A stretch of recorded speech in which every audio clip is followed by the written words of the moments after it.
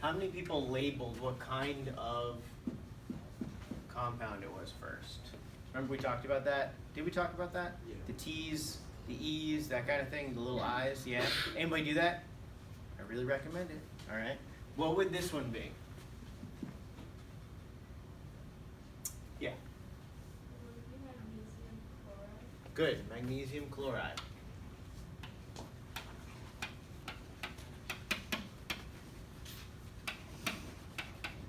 How did you know it doesn't need any Roman numerals or anything? There's no, It's not a transition metal. not a transition metal. Good. Yeah, this is just a normal I. All right. What about the next one? What's the next one going to be? Who's got it? Scotty, what you got? Silver carbonate. Okay. Silver. That's not how you spell silver. Silver. And then, okay, so now we have this CO2 thing here.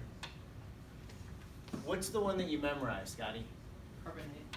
Good. CO3 minus 2, which has the ATE ending, right?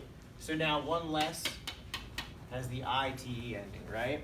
All right, so you're right. It's going to be silver carbonite. Carbonite. Isn't that what they put in Han Solo in? Carbonite? Okay, next up we have sodium what? Persulfate. Yeah, exactly. Good. Sodium persulfate. So again, to identify that, you say, all right, SO4 is what I memorized.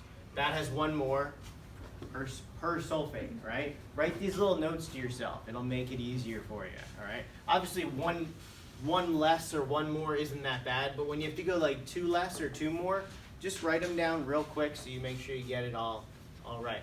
What would this be classified as far as like this over here? What would the silver carbonite be? Scotty, what do you think? An exception. Yeah, it's an exception, right? Because silver is always +1, right? That's why we did not need Roman numerals for this, all right? Not only do we not need it, you can't have them. What about the bottom one? Exactly. It's just that. All right? All right. The last polyatomic ion is mercury. Now, mercury is not one of the ones that you memorized, but it's just mercury. It is a positive polyatomic ion, all right? The key is you'll only see it in pairs, all right? It'll always be something like this, all right? Even though we can simplify it, and that's one of the big things with everything else, is if you can simplify it, you have to. But with mercury, you can't simplify it, all right? And that's kind of the only trick with it, all right? What would the name of this one be? What would the name be? Well, we know it's mercury, right? And then what?